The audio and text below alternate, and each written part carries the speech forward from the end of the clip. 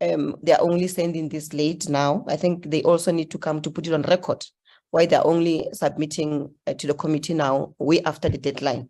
And then we engage on their response, and then we move like that, Chair. I thank you. Thank you, Honorable Maute. Honorable Heron. Chair, I don't know whether I want to engage with some of the arguments that were presented now. So there's now two proposals that we wait. So should I wait, hear what other members say? Because if we're going to receive the response and then engage, then I should hold back on my input. Okay. Thank you, Honorable Heron. You're saying you're ready to go, you want to deliberate on the issues, and you don't want to mix the issues, basically. So let me just clear this, so that if maybe just to get those members who just want to speak on the proposal I put on the table. I've read the WhatsApp message on record. We have not received the submission. Even now, there's no indication that says we have received that. Would have indicated yesterday we're starting at 9:30. Would have indicated that we needed this either last night or first thing this morning. We don't have that. It's not been sent to us. In fact, the WhatsApp message was a response to an inquiry from our side. It took the committee secretary to ask whether there was when is the submission coming. It's only then that you got a response that says, hopefully by 10:30. It is not an initiative of the team to say we're delaying. We'll send this to you later. It can't work like that, colleagues. We've got to just prevail on all of these what I call incidentals and focus on the main issues that we're here for. And therefore, I'm as correctly, Honorable Heron, so that you don't waste your time, I'm going to put you on hold for now. If there's any other member who can just respond on that issue, I'm putting on the table that we start our deliberations just to get to that, so that we clear that.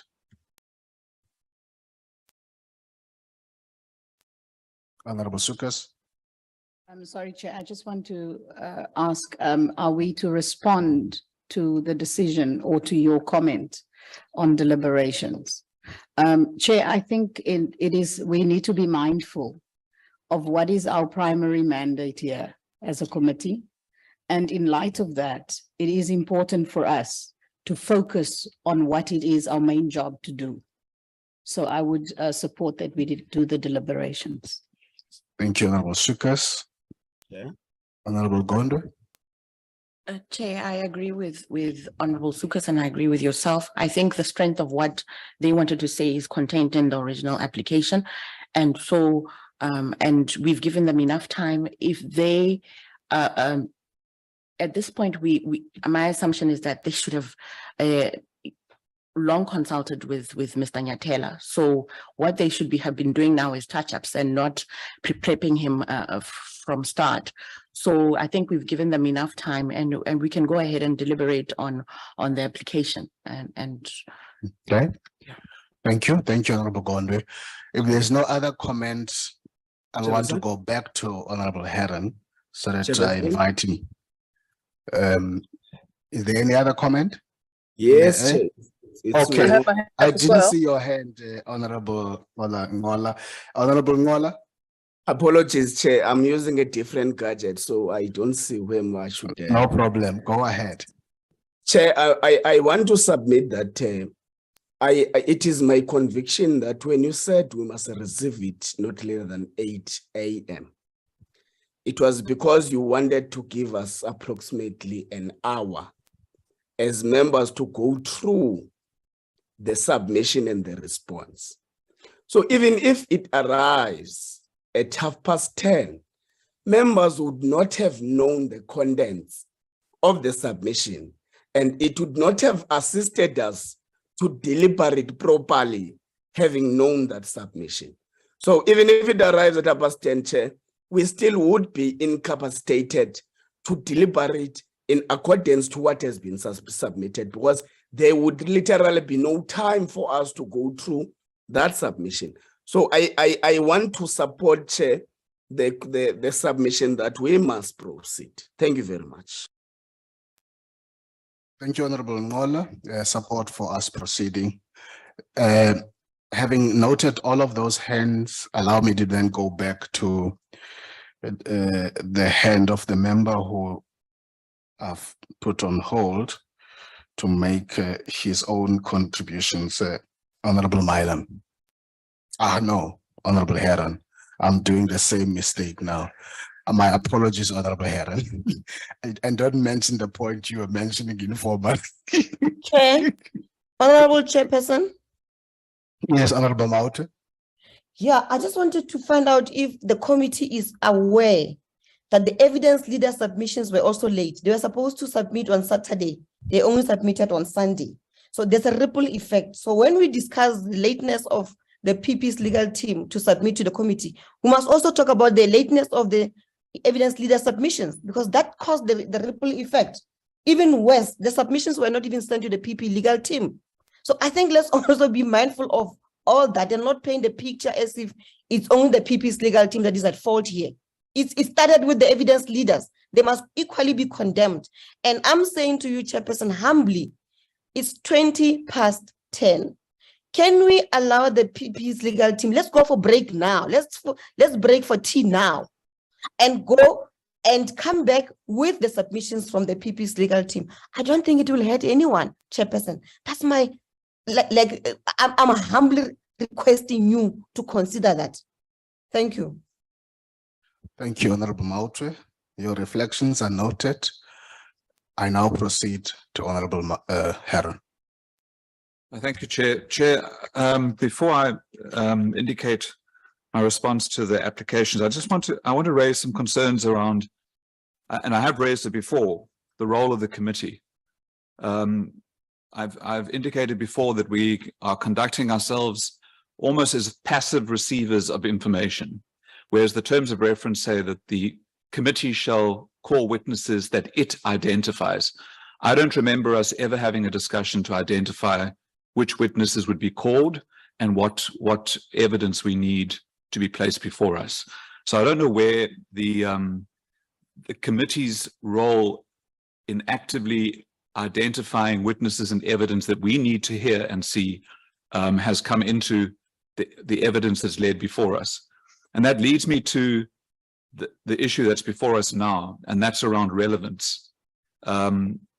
And I don't want to get too far into the merits of the matter and the evidence, but the charge is fruitless and wasteful and unauthorized expenditure, which we all understand as parliamentarians has specific meanings in terms of the Public Finance Management Act. The evidence that was presented to us was not presented in any way to further that charge. There was no evidence of fruitless, wasteful, unauthorized expenditure that was presented. And if you read the evidence leaders' response to this application, they convert it into excessive legal costs. And that's a different charge altogether. The charge that's in the charge sheet is fruitless, wasteful, or unauthorized. So I think it is, there's something mischievous in conflating excessive with fruitless and wasteful and unauthorized. And the evidence leaders say in their papers that it's up to the committee to decide. I don't think that this committee can decide fruitless and wasteful or unauthorized expenditure. That's an audit process, and we haven't, and we don't have the capacity to audit. I'm also concerned around, and I think there is an element of truth in the Public Protector's suggestion that there's a pursuit of sensationalism, because that evidence was sensational, and we have to ask whether it was necessary. And I want to go back to the issue of the evidence that was led by the evidence leaders from Mr. van der Merwe, where he gave evidence about the Public Protector's bodyguard eating too much KFC. What was the purpose of presenting that evidence to this committee? It has no relevance to the charges.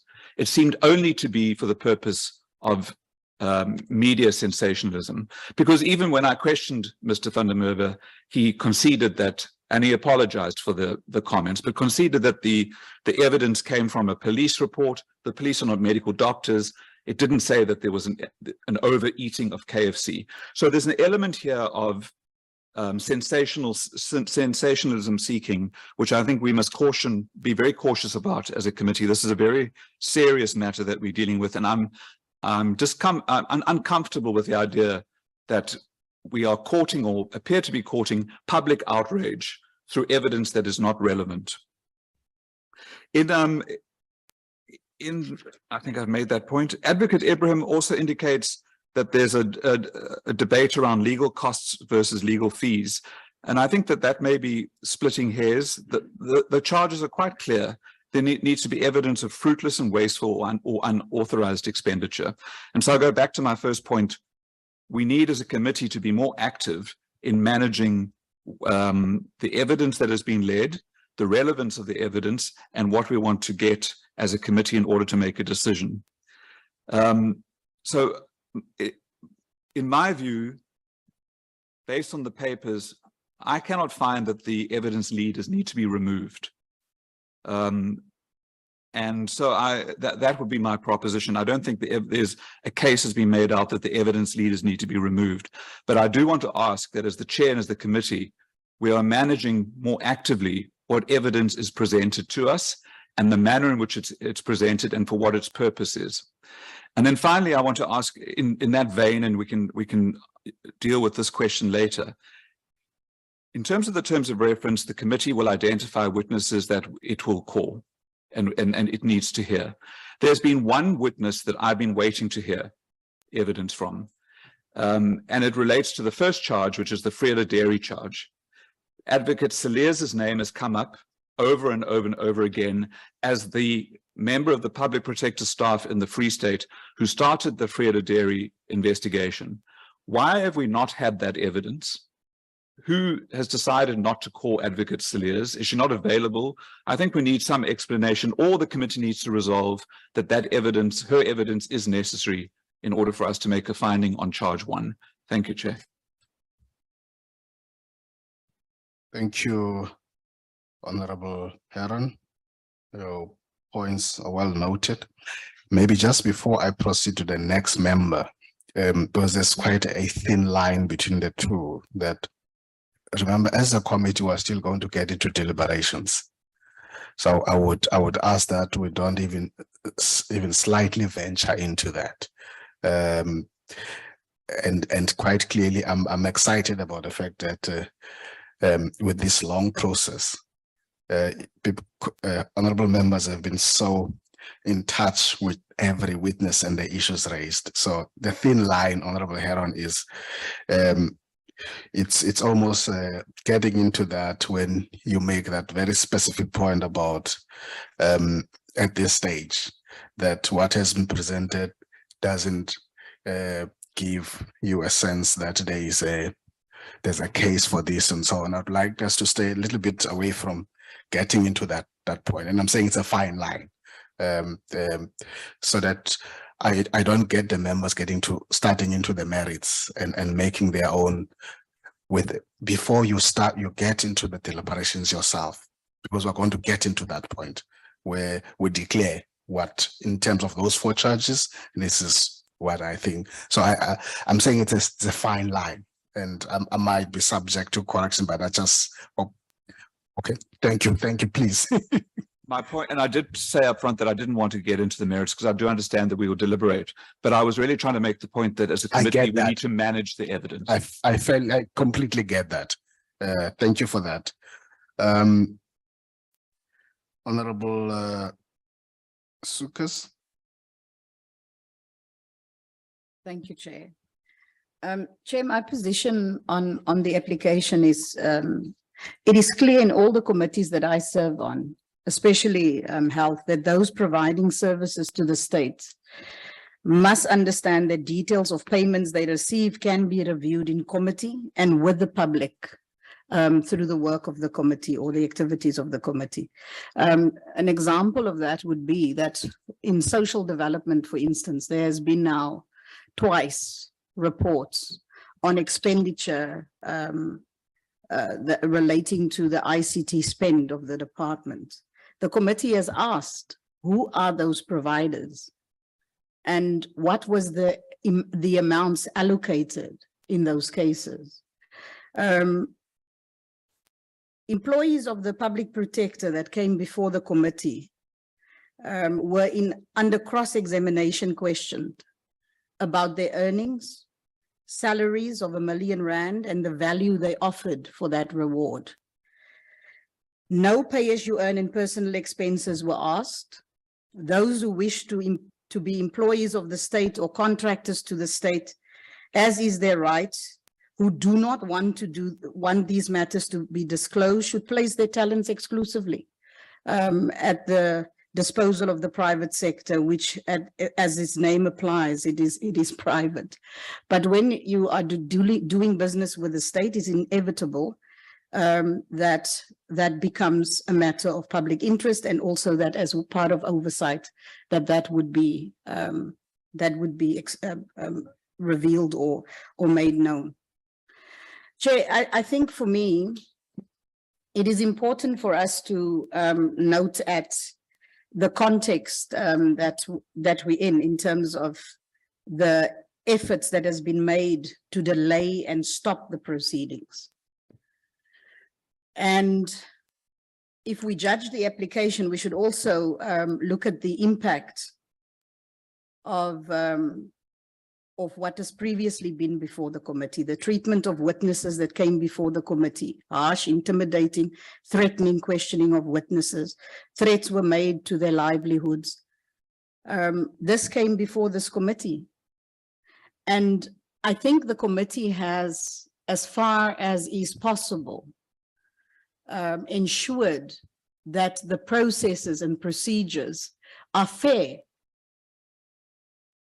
to the Public Protector. I think it is Honorable Heron that in the beginning of, as said, that what is at stake and why it is so important for us to be fair and be without bias, and the committee has stayed within that. However, we cannot be consistently delayed in what is our work. It is not the evidence leaders that are before us.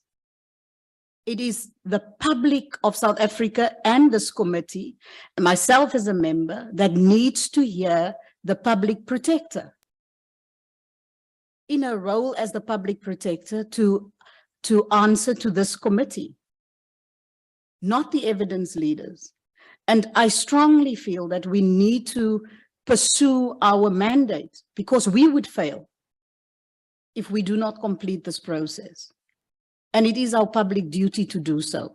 And we cannot be hamstrung by this. It doesn't serve the ultimate goal of the committee for us to consistently be derailed in the manner that we do. We need to, as Honorable Heron has said, the issue of relevance, the issue of relevance as to the work that we do, certainly must be our main consideration.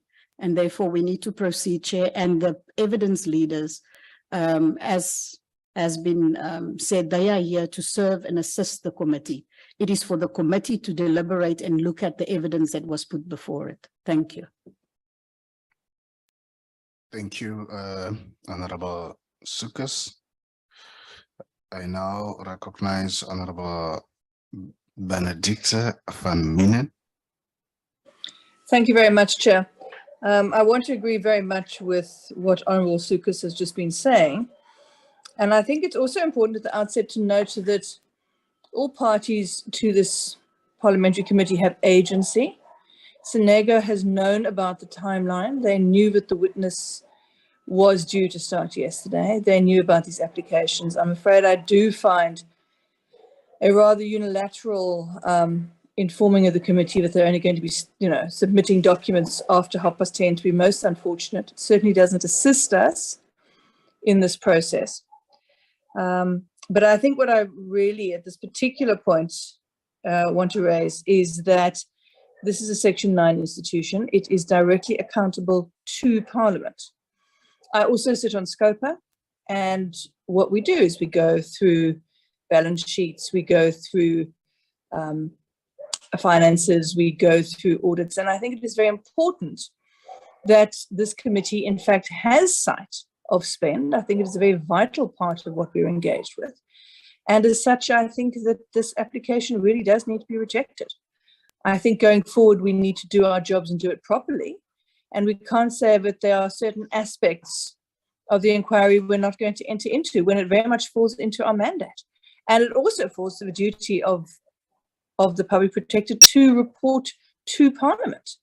And that is squarely within this ambit. Thank you very much. Thank you, Honorable Van Minen. Honorable Gondwe. Thank you very much, Chairperson.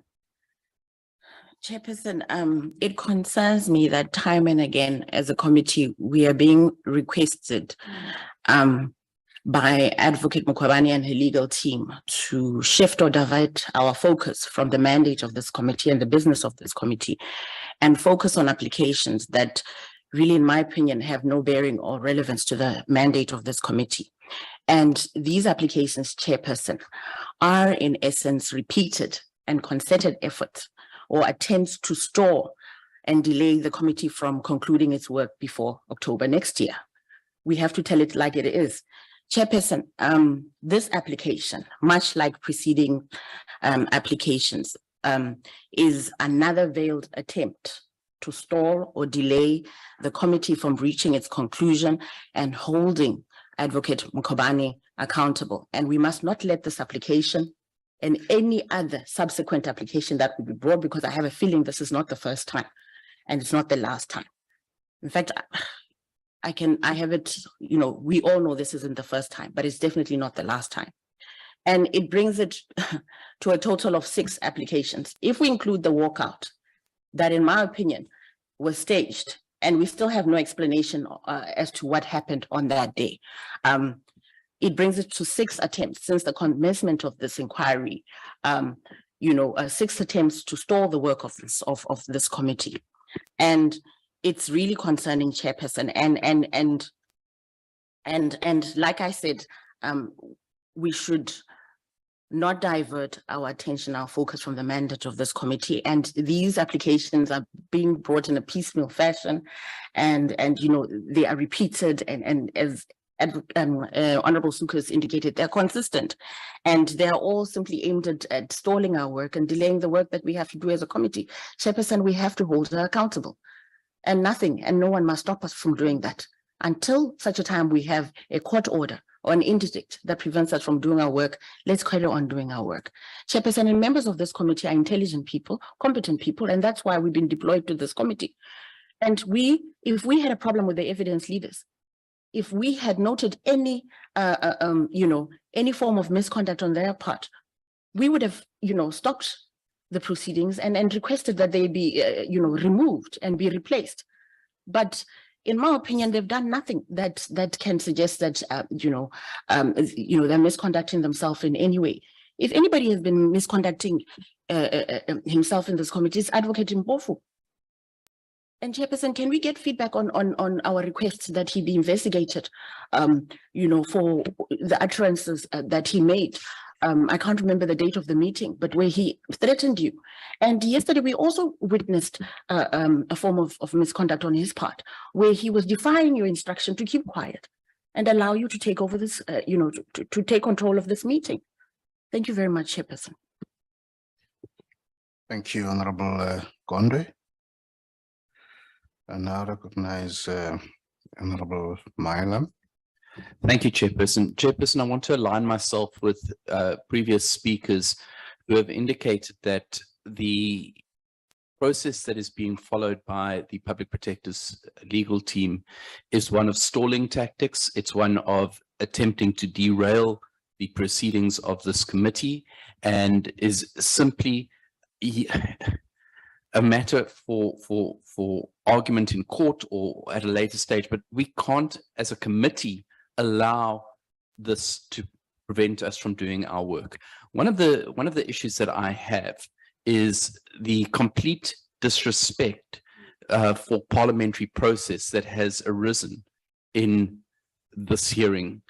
In particular, Chairperson, the fact that members of Parliament are entitled to ask questions of witnesses, are entitled to seek clarity, are entitled in terms of the Powers, Privileges and Immunities of Parliament Act to basically ask or say anything without reprimand from people who appear before the committee. The only person who actually can say that is you.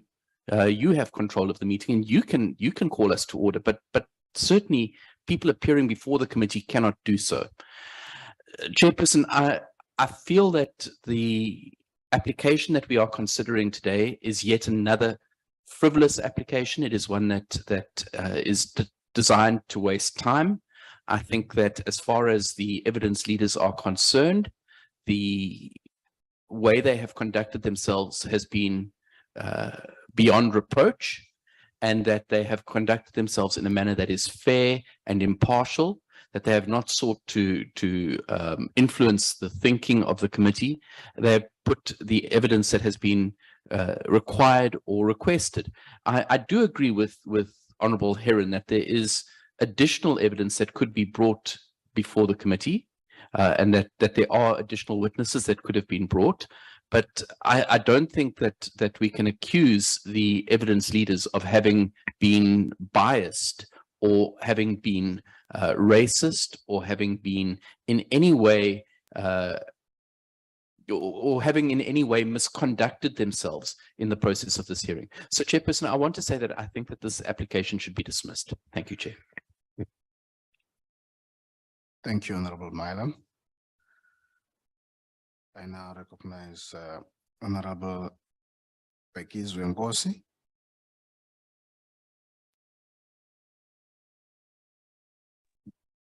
Thank you, Chairperson. I do have some unstable connectivity issues, so if I break, my apologies. Okay, thank you. Thanks. Chair, I just want to start by saying that yesterday, the committee allowed the PP legal team ample time to consider the responses of the evidence leaders. And I don't think that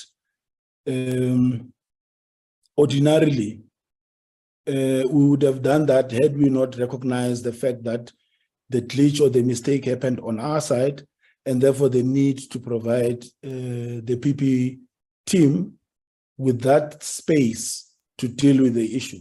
So I don't think it is unreasonable for us to proceed, and I agree that we should proceed, Chairperson. Now, I just want to raise, before I come to the application, 3 preliminary issues, Chairperson. Firstly, Chair, is that we must reassert the fact that the Section 194 process is an oversight committee of Parliament, determined in terms of the rules of Parliament and what the Constitution invites us to do. So to think of it otherwise will take it out of the remit of this being an oversight process. So in essence, what the committee is doing is to ensure that there is accountability on the side of the PPSA, in particular its incumbent. It is nothing other than that, and understood as such. Therefore, the rules of Parliament are applicable to this process, including the unique rules that apply to it per se. The second point that I want to raise preliminary, Chair, is that throughout this process, we have adhered to due process and ensured procedural fairness, in particular towards the PP, because we recognize that appearing here, she is appearing before an institution that is well-resourced, an institution that has got the means to conduct a process such as this. But we have bent over backwards. At times, I consider to be unreasonable, but I think that in the interest of ensuring that there is fairness and justice done, this committee can demonstrate that it has provided procedural fairness to the PP. The third issue is that I want Chairperson and through you to reassert that this is not a Mazoni motion. Frequently, we are being referred to this as a Mazoni motion, and now it's even reduced to writing. This is not a Mazoni motion. I wouldn't have participated in a Mazoni motion if it was that. The nature of this process is a parliamentary process that has come through a motion tabled in the National Assembly and agreed to by the National Assembly and therefore sanctioned by the entire National Assembly. So it loses the name of its originator. It assumes the name of a decision of the National Assembly and nothing else. On the application itself, Chair, I think, let me start by saying that my observation is that the application is brought in this process prematurely. This is an application that the PP in any way can bring to review the decisions of the committee. And that it is not appropriate to have brought it currently.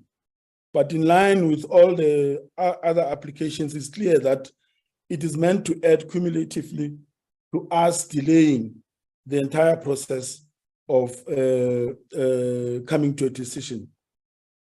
My other observation, Chair, is that listening carefully to what was presented at the time it was by the evidence leaders, there was no intention to defame anybody or to label anybody as being racist. If there was that intention or interpretation that there was such an intention, it was not clear to me at the time this was made. And if it was, the chairperson would have immediately attentioned us to the fact that this is now going beyond what is reasonable and therefore that it is irrelevant. I did not hear you, Chair, at the time rule on the irrelevance of what was presented on the fees or whatever on the expenditure of the public protector on legal fees, because that is the focus of what we wanted to check. And I do say, Chair, that I think that I respect the evidence leaders. I think they've got impeccable credentials, particularly as Black female advocates in the profession. I don't think that they would have done this. They would have attacked their peers and fellow professional people deliberately.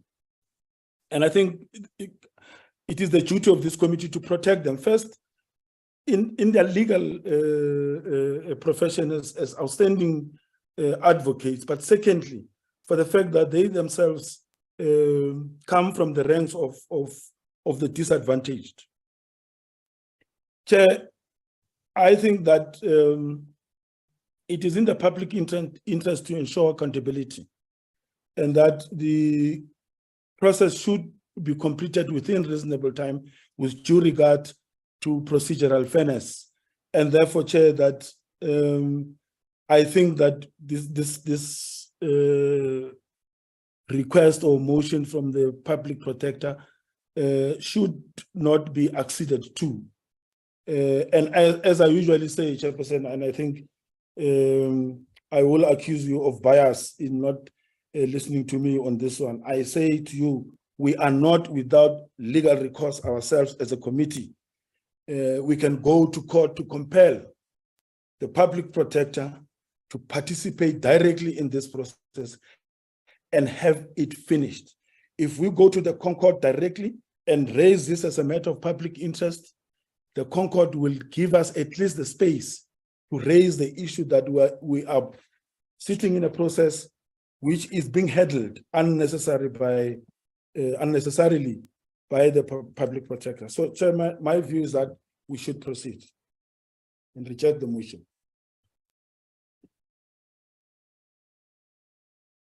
Thank you, Honorable Nkosi, for your contribution. Points noted. I now recognize Honorable Nodada. Thank you so much, Chair. Good morning, Chair. I hope I am audible, Chair. Yes, Chair, we can hear you. Yeah, I just want to raise three things, Chair. The first one is that we must never assume that procedural fairness is one-sided.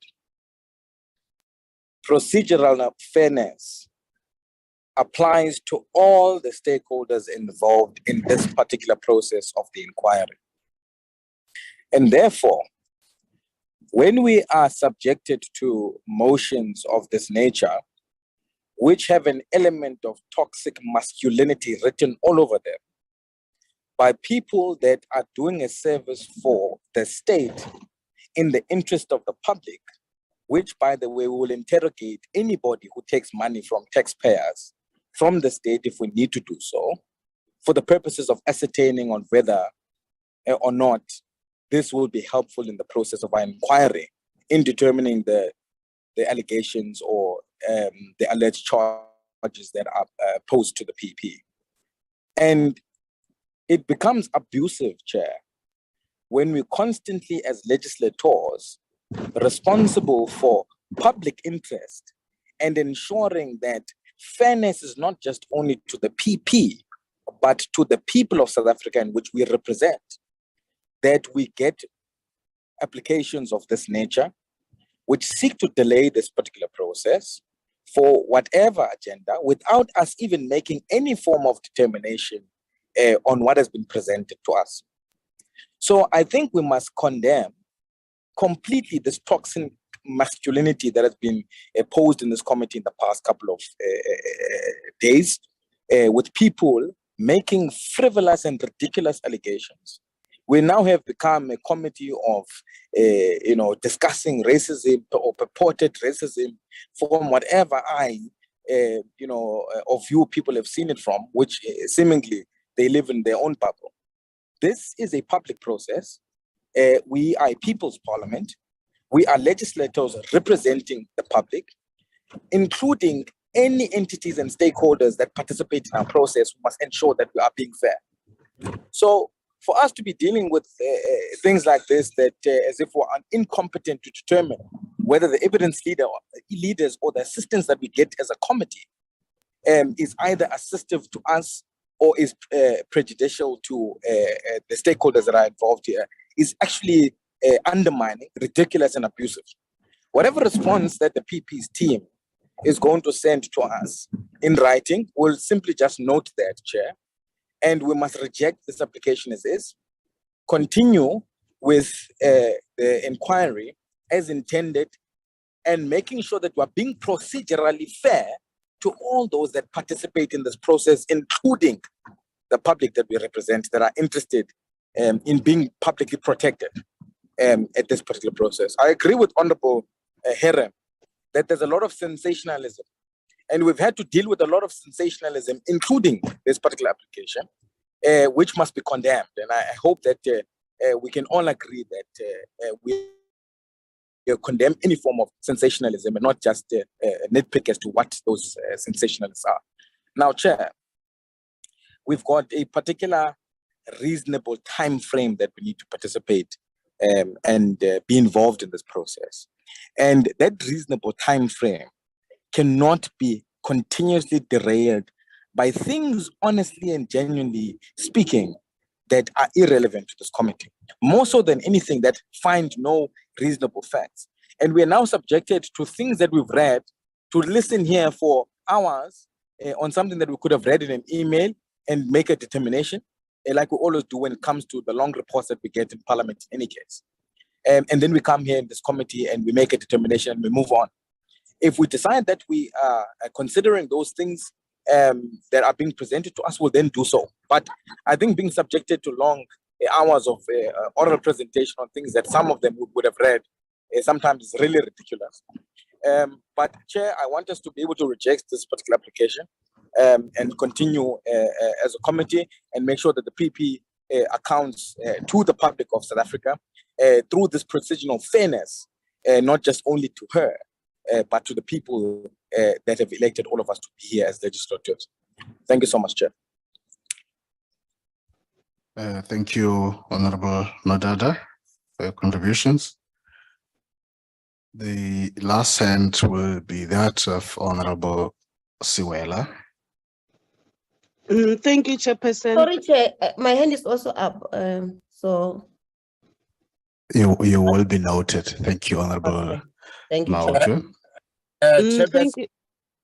Oh, hands are now coming up. Okay, it will be Honorable Maoto. Just hold Honorable Siwela.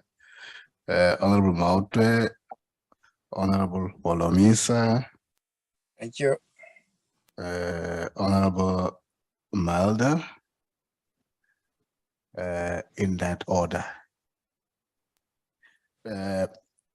Proceed, Honorable Siwela.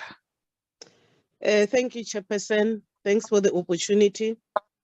Chair, I just want to align myself with my colleague that this committee or the motion is not Mazondo's motion.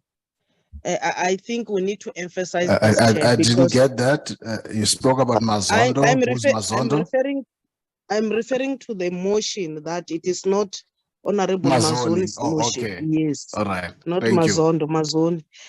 Because Chair, if we leave it like that, it is really misleading. And I feel we are being undermined. We have been deployed or mandated by the Speaker according to the rules of the House to come and participate here. And the motion has been adopted by the House. So I believe we need to emphasize this point because it is continuing and we are not happy about that. We feel being undermined. We are here as a responsible representative to represent our constituents. So we need to be given space to execute our duty without any fear or favor. Chair, I want to agree with the speakers who indicated that we haven't observed any misbehavior from our evidence leaders. So hence we are really seriously rejecting that application.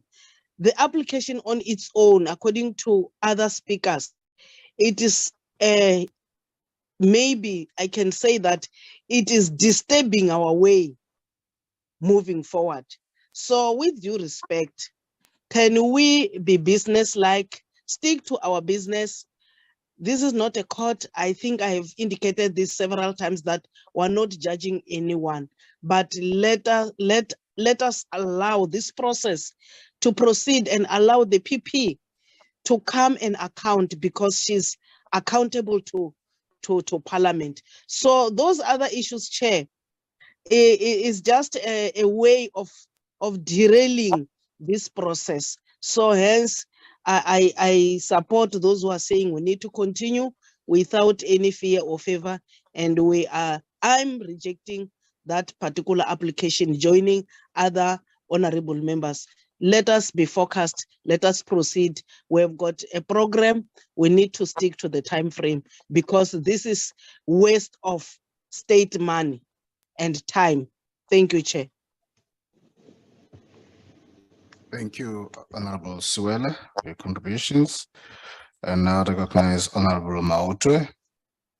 Thank you very much, Chair. Chair, from the onset, I want us to be clear that we support the removal of the evidence leader. And I'll elaborate more. I'll deal with it more on my input.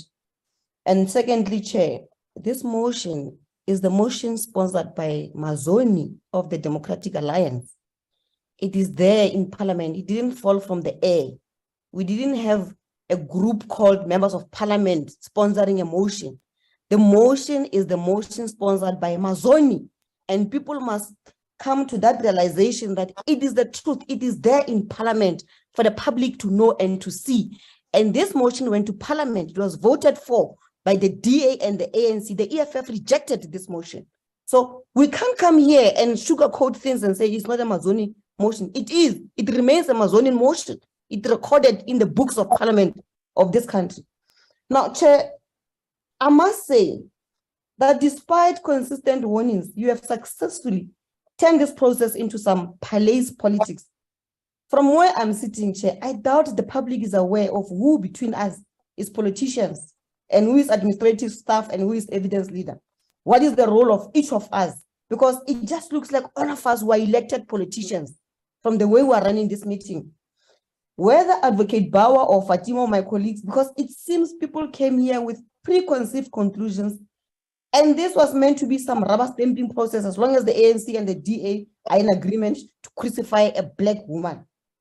Well, the less said about Fatima's conduct and remarks, the better.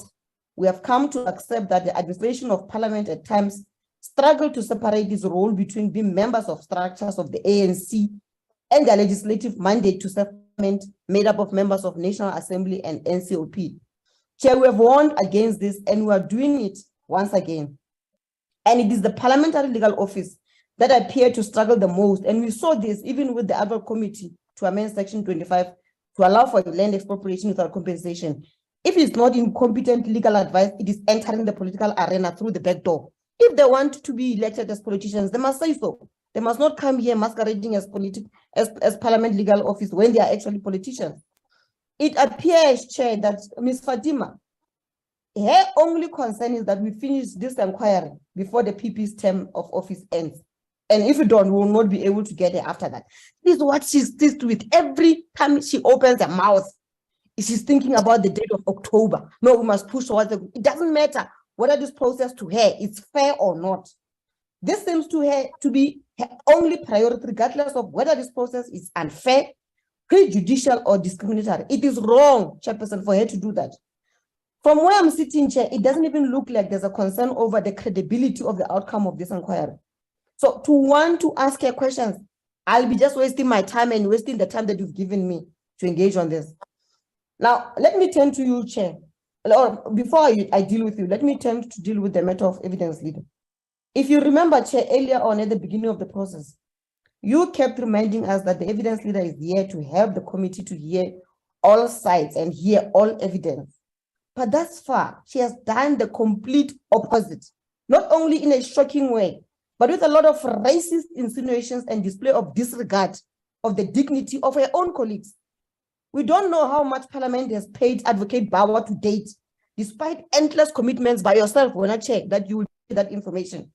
Now, it looks like it's a dirty secret of how much she's been paid. We're asking again, Chair, how much is Advocate Bauer being paid per day by Parliament? And how much has she earned so far since the beginning of this process? I'm asking this possibly for the fourth time. We've also written a letter that has not been responded to. Can the public be taken into confidence on how much is Advocate Bauer getting so that we're all clear what we're dealing with? Chair, let's deal with the merits of the submission of by the PP. It started with you, Chairperson. Your conduct from day one has been biased and at times bordering on being unparliamentary because you think as long as the DA agrees with you, you have the majority and you are correct.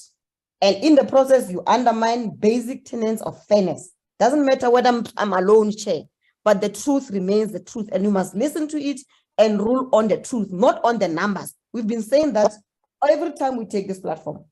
Even what you're doing now is plainly wrong, Chairperson. You want to paint a picture that the PP lawyers are failing to submit documents in time, but you don't tell the public that the evidence leader herself was late to submit the document. And that's a consequences of her lateness of submission. The evidence leader is trying to spin a despicable conduct here. The application for her removal is on the display of legal fees, and we will deal with that in a moment. But the reality is that her conduct has always been problematic, Chair. You can hide it, you can sugarcoat it, you can try to run away from it, but it is the truth. We wrote twice to the Speaker of Parliament to demand the removal of Advocate Bauer. She started with colluding with Ms. Fatima, and together they were busy writing affidavits that witnesses themselves, they came here and told us that they did not understand. We complained about this and submitted ample evidence to this effect. But the argument that the figures were displayed to deal with the subject of irregular expenditure were all conveniently forgetting that this is the very PP who got clean audit. She didn't do her own audit. It was the Auditor General that did her audit.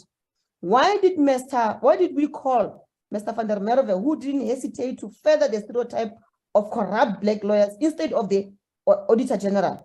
The idea that we simply put names of people with amounts next to them because this is indigenous. We submit questions all the time to Parliament, Chair. You know that yourself. We submit written questions for written reply. And when it comes to names, because of this sensitivity, the question appear with wording like name submitted, meaning the name was submitted directly to the minister. We don't easily put names of people with figures because we know what this can do to the public. There was no reason, and we are convinced that Advocate Bauer played to a racist stereotype, and we don't believe she was naive to that reality.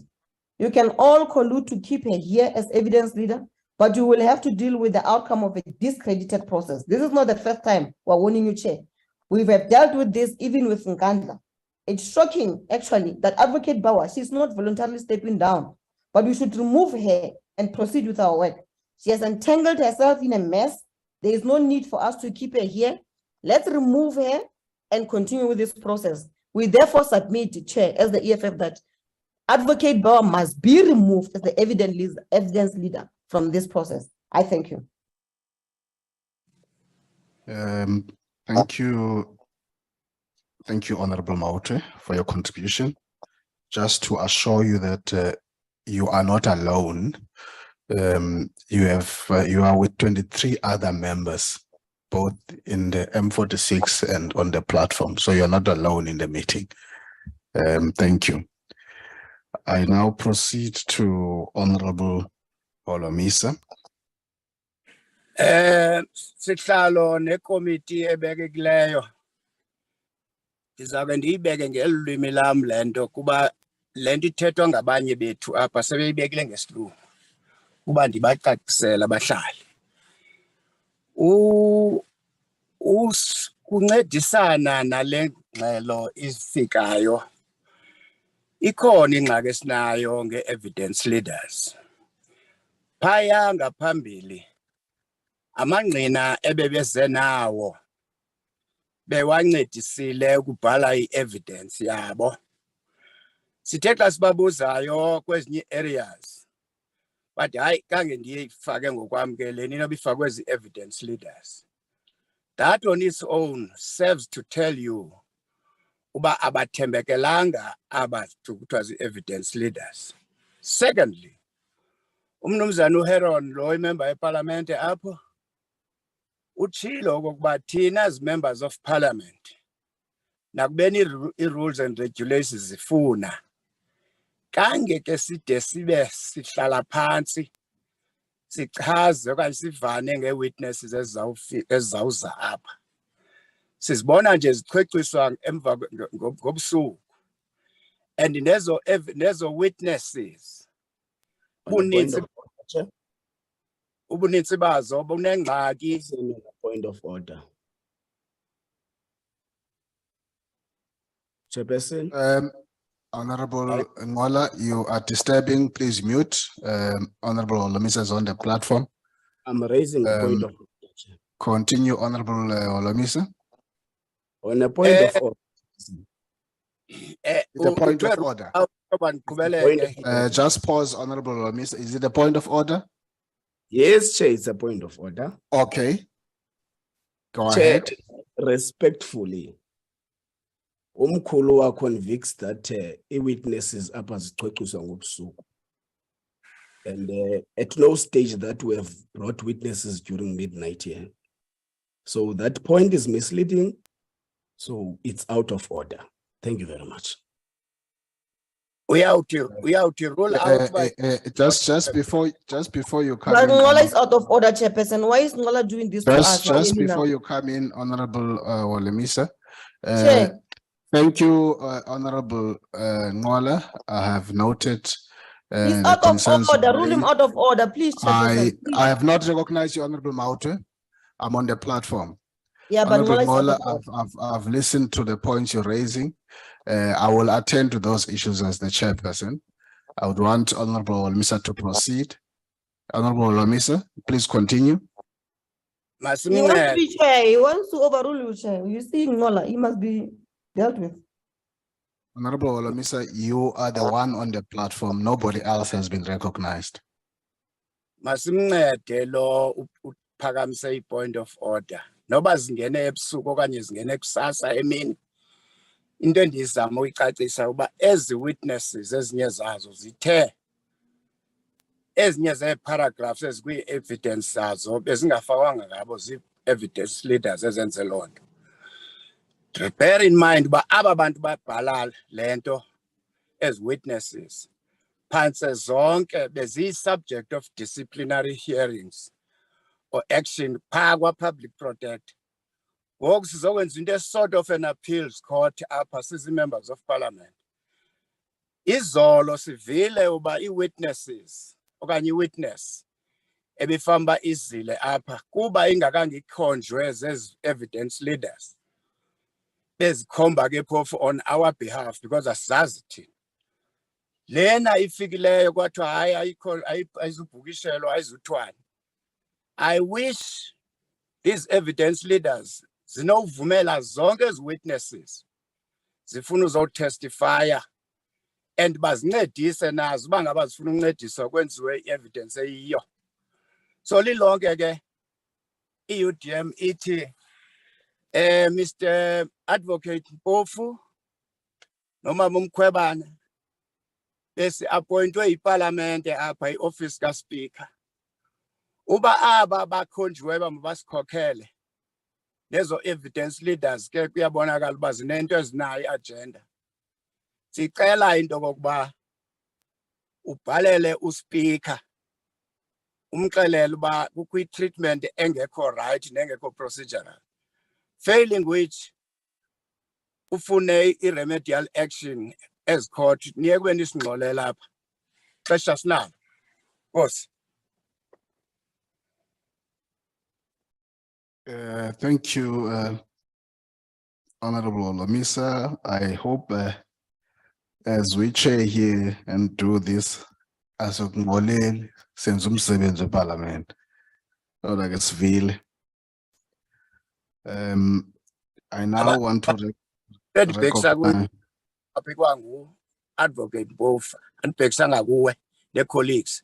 Uba akakho set makahamba uSpeaker phuma kwakapho bakaphendulwa kakuhle Jones Court asizube sibengapheliyo apha. So dibana lapho ecourt. Thank you, Honorable Olomisa. Honorable Melder. Court awudibana. Thank you, Honorable Chairperson. I hope that I'm audible. I'm not sure about the load shedding and that the signal is clear or not, but I'll try to. You are audible. Please proceed.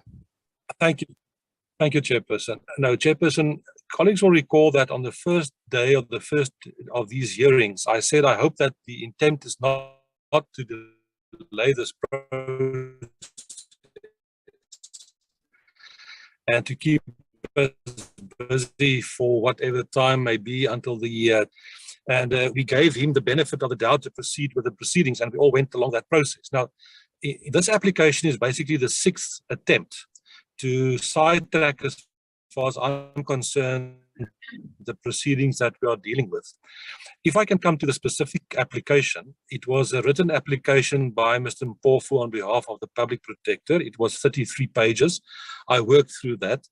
The evidence leaders responded to that in a comprehensive reply of more than 60 pages. I also worked through that. And in the reply of the evidence leaders, they dealt with the allegations in the application. My concern is that the structure or the attempt to have an outrage or an outcry of the public to a very large extent was based on the whole racial issue. And my concern is, Chairperson, that that is based on not the actual facts that was put in front of this committee. It's based on a half-truth. The evidence leaders made it very clear that they put the full facts on the table, that there was no racial intent or racial bias. As a matter of fact, all the facts were put in front of this committee, dealing with not only people from one specific group in South Africa, but all the advocates that were involved. Even the letter from the Johannesburg bar that was presented to us yesterday is based on not. That's why look carefully in their letter or in their statement, they say seemingly malicious. Yes, seemingly, because if they've got the full facts, they would know that there was no malice in that whole process. So there's an artificially created outcry which is not there. If you check in terms of the happenings out there, there's an artificial bias, and the whole process we saw playing out yesterday. Yesterday we gave Mr. Mpofu more than an hour to talk to his written. Nothing in those oral evidence or that presentation of yesterday was said that was not already in the written application that we had to deal with. Chairperson, I've been involved in many processes in Parliament. I've served in all the Nkandla investigations and in numerous others. Section 25, you can go through the process. I can assure you that this is the most fair process that has been in Parliament since 1994, and rightly so. Why do I say that? Process like this, in dealing with an issue like that, to create a very fair, absolutely balanced process. It is the most fair that I've seen. That doesn't mean that the Public Protector's Office can't go through what they see as unfair and that they suspect it. That the Public Protector can't wait to get into the evidence chair and to convince the committee of the other side of the story. This is now their opportunity. We've been waiting for this for quite some time, and I find it rather strange that they are not grasping that opportunity immediately. For example, the witness that we are trying to get in front of the committee on her behalf, the first witness. I was astounded yesterday. It was amazing to hear that that witness has not been prepared. Surely that's number one witness they've had enough ample time, months, to identify the committee. And I hope that that can still be done today. Surely they have now prepared that witness. Chairperson, in conclusion, I think the next application for a removal will be against either the caterers or the sound division, because we've seen this playing out one after the other. I guess the caterers will be next in line. I really want us to move on. I think the Public Protector's team, Mr. Mpofu and friends, have had sufficient time to bring what they want to do. They did not supply us this morning with a response. I don't think we've received it yet. I also support the dismissal of this application, that we proceed immediately and continue the work. And when the next application against the caterers come, we will deal with that as well. Thank you, Chairperson. Thank you, Honorable Mulder. You have just raised caterers, and then I think it takes me to tea once you raise that issue. Just want to indicate, colleagues, we have received the application as I'm getting it from the committee secretary, and I indicated it will be sent to you immediately. And I want to read this from the committee secretary, that dear Chairperson, find attached PP's reply to the evidence leaders. Please indicate if I can share it with the rest of the committee, which I did. Quite clearly, the submission was received 11:08, 38 minutes later than what was committed in the WhatsApp this morning, meaning 10:30. Let alone the fact that we would have expected that last night or first thing this morning. And so it's been sent to you. I am now going to ask that we take a 20-minute break.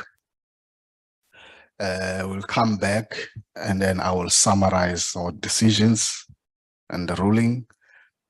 If in the 20 minutes you've picked up anything in the 13 pages of the supplementary, because this is supplementary, the main application was made yesterday. This is supplementary. If there's anything you would have picked up before I summarize, you will be able to do so. It is now on record. And now it's being 11:20. We adjourn for tea for 20 minutes. Back at 11:30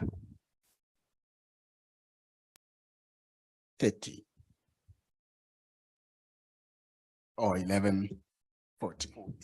Thank you. We adjourn for tea. Recording stopped.